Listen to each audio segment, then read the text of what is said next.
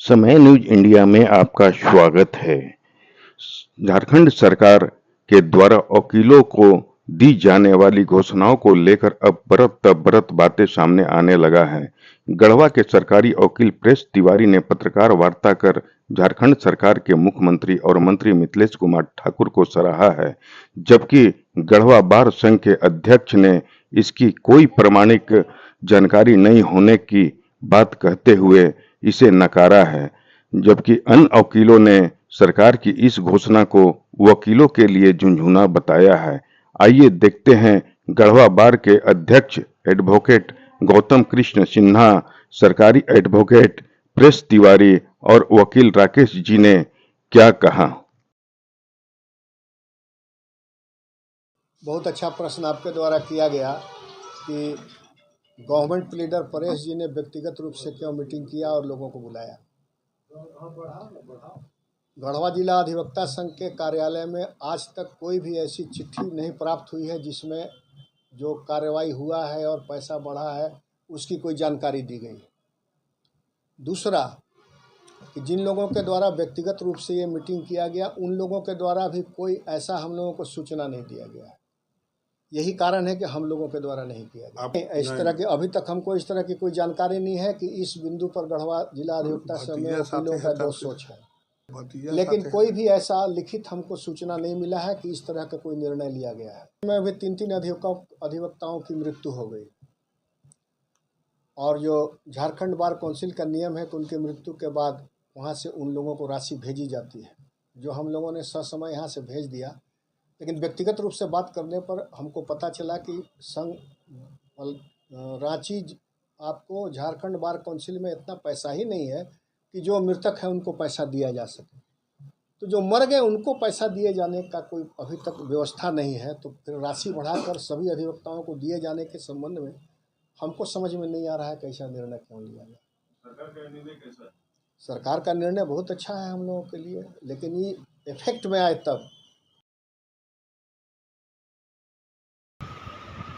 माननीय मुख्यमंत्री श्री हेमंत सोरेन जी के द्वारा माननीय महाधिवक्ता श्री राजेश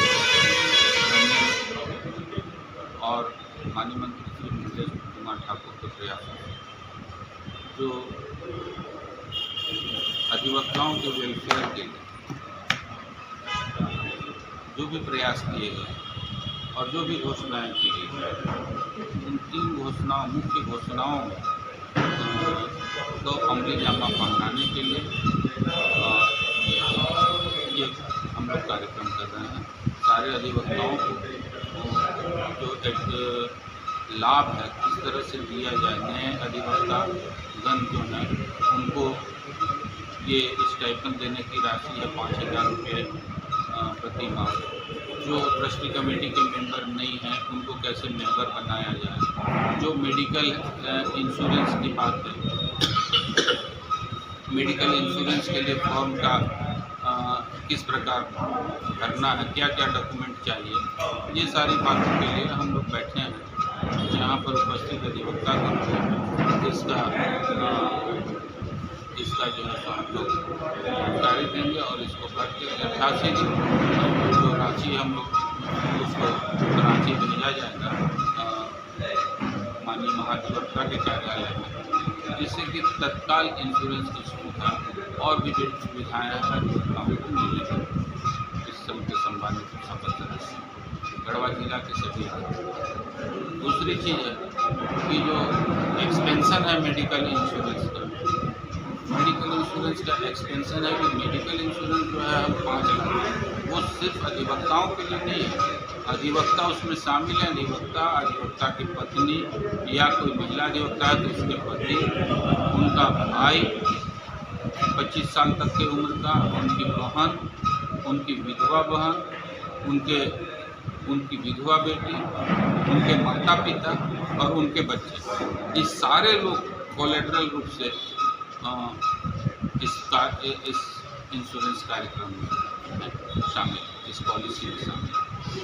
दूसरी चीज़ है कि इंश्योरेंस पॉलिसी में एयरलिफ्ट करने का भी प्रावधान है। अगर किसी अधिवक्ता को बीमारी के कारण या उनके जो भी पॉलिसी में शामिल परिवार के सदस्य हैं, अगर हवाई जहाज़ से, एयर एम्बुलेंस से अगर कोई ले जाना हो किसी अस्पताल में, बड़े हॉस्पिटल में, तो उसके लिए भी एयर एम्बुलेंस की सुविधा सरकार दे रही है। इन सभी बातों के लिए हम लोग यहाँ बैठे हैं। रिटायर्ड जो अभी अधिवक्ता हो रहे हैं उनको 14,000 रुपया प्रतिमाह पेंशन दिया जाएगा। पेंशन का फॉर्म भी फिल किस तरह किया जाए, ये हम लोग इसके लिए बैठे हैं।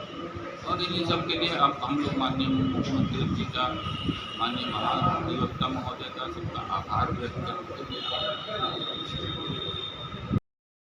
अगर वैसा करेंगे तो ये हमारे जो अधिवक्ता बंधु हैं, ये आज़ादी के पहले भी और आज़ादी के बाद भी राष्ट्र हित के लिए अधिवक्ता अपने लिए कम सोचता है, अपने लिटिगेंट्स के लिए, क्लाइंट्स के लिए, देश के लिए ज़्यादा सोचता है। अपनी जान की कुर्बानी देने को भी अधिवक्ता तैयार है। अगर वास्तव में सरकार की मंशा साफ होगी तो मैं इनके इस निर्णय का तहे दिल से स्वागत करता हूं, परंतु अगर उनके मन में सिर्फ वोट की राजनीति होगी तो मैं इसकी तीखी आलोचना करता हूं और यह उम्मीद करता हूं कि जो भी इस काम में लगे हुए लोग हैं, अगर इसको मुकाम तक पहुंचाते हैं। और दूसरा जो मेरा असली ऑब्जेक्शन है वो ये है कि जो 14,000 का जो नारा लग रहा है वो 7,000 का लगना चाहिए, क्योंकि सरकार 7,000 दे रही है और 7,000 ट्रस्टी कमेटी दे रही है। तो सरकार ये कहना भूल जाए कि हम 14,000 दे रहे हैं। ट्रस्टी कमेटी वेलफेयर स्टाम्प वगैरह जो हम लोग क्लाइंट से लेके जो लगाते हैं, उस पैसे से ट्रस्टी कमेटी का पैसा जनरेट होता है, न कि केंद्र सरकार और राज्य सरकार देती है। बिल्कुल बिल्कुल, मैं दावे के साथ इस बात को कह रहा हूँ। किसी वकील से पूछ लीजिए आप, किसी राज्य के, अपने राज्य के किसी भी डिस्ट्रिक्ट के वकील से पूछ लीजिए, सबको यह बात पूरी तरह से पता है कि 7,000 रुपये ट्रस्टी कमेटी ऑलरेडी पहले से दे रही थी। तो आपने 7,000 ऐड किया तो 14,000 अपने हाथ से अपना पीठ थपथपाने वाली बात बेईमानी है, पूरी तरह से बेईमानी है। एक मिनट झुंझुना थमा रहे हैं। और देखिए, अधिवक्ता भी एक मानव है। अधिवक्ता समाज में भी हर पार्टी, हर दल से लोग जुड़े हुए हैं। मैं आपको पहले भी बताया कि अधिवक्ता आज़ादी के पूर्व भी, आज़ादी के बाद भी राष्ट्र हित की बात सोचते हैं। अगर हमारे अधिवक्ता बंधुओं को लगा, मैं खुद कह रहा हूँ कि मैं ताली बजा के स्वागत करता हूँ उनके इस निर्णय का, लेकिन इस बात के लिए नहीं कि 14,000 उन्होंने दिया, 7,000 उन्होंने जो बढ़ाया उसका मैं स्वागत करता हूँ। 14,000 पे मेरा हाईली ऑब्जेक्शन है, क्योंकि 7,000 रुपये ट्रस्टी कमेटी का पैसा बढ़ने वाला इफेक्ट में आ रहा है। लोग नहीं समझ पा रहे हैं। नहीं, हम ये भी नहीं कर रहे हैं। हमारे सारे अधिवक्ता बंधु इस बात को समझ रहे हैं। ऐसा नहीं है कि वकील को समझाने की जरूरत है, वकील तो जजेज को समझा के उनसे फैसला लेते हैं, आदेश लेते हैं। हमारे सारे वकील समझदार हैं, हम उस पर कोई कमेंट नहीं करेंगे। लेकिन ये बात, मैं, आपने सही सवाल किया था हमारे अध्यक्ष महोदय से कि सारे अधिवक्ताओं ने उसका थपथपा कर स्वागत किया, लेकिन अध्यक्ष की तरफ से मंतव्य क्यों नहीं आया? अध्यक्ष जी ने बहुत भार साधक पदाधिकारी होने के नाते के स्टेटमेंट दिया कि इसलिए चूंकि जिला अधिवक्ता संघ गढ़वा अध्यक्ष को, सचिव को ऐसा कोई लेटर प्राप्त नहीं हुआ है कि इस काम को कैसे करना है, कब करना है और क्या क्या प्रक्रियाएं अपनानी जानी चाहिए। और मैं आपको बता रहा हूँ कि चूँकि हम प्रस्तावित चुनाव जो है विधानसभा का, वो आप सबको पता है, प्रेस मीडिया के लोग हैं, आप लोग हमसे ज़्यादा जानते हैं, नवंबर दिसंबर में प्रस्तावित है और हमें लगता है कि ये हवाई किला ही होगा। आचार संहिता जल्दी